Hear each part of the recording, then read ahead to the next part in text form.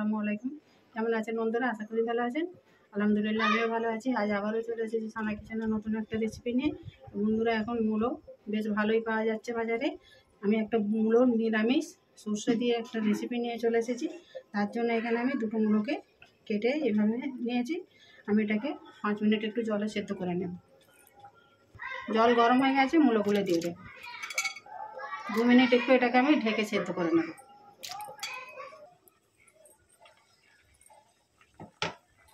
মূলোটা এবারে তুলে নেব।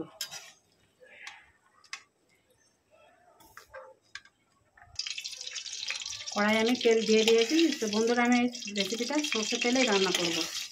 আর আমি এটা কিন্তু শুধু জলে সেদ্ধ করেছি, নুন ছাড়াই। আলু জিরে দিয়ে দেবে।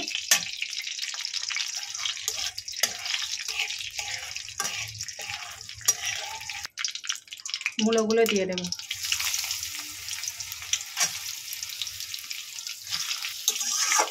এটাকে একটু তেলে ভালো করে ভেজে নেব।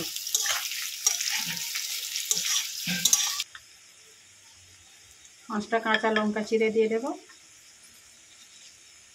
স্বাদ মতো লবণ,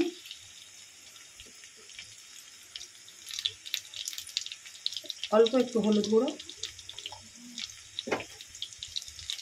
খুবই কম মশলা ইউজ করে নিরামিষ এই রেসিপিটা। বাড়িতে বানিয়ে খাবেন এই শীতের দিনে, ভালো লাগবে। যারা মূলো খায় না তারাও খাবে। এখানে 1 চামচ সাদা সর্ষে, 1 চামচ কালো সর্ষেকে আমি পেস্ট করে রেখেছি, দিয়ে দেব।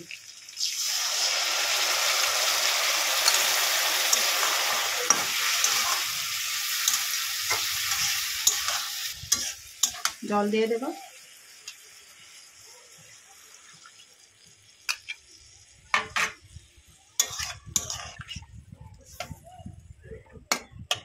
এটাকে ঢেকে দেবো 5 মিনিটের জন্য, সেদ্ধ করে নেব। 5 মিনিট পর ফিরে এলাম। দেখুন একেবারে মাখো মাখো হয়ে গেছে।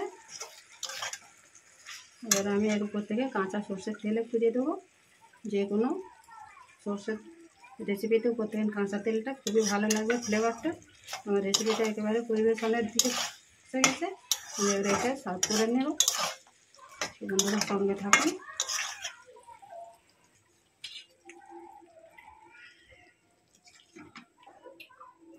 অবশ্যই বন্ধুরা বানিয়ে দেখবেন, ভালো লাগবে খেতে। আমার রেসিপিটা কেমন হয়েছে কমেন্ট করে জানাবেন।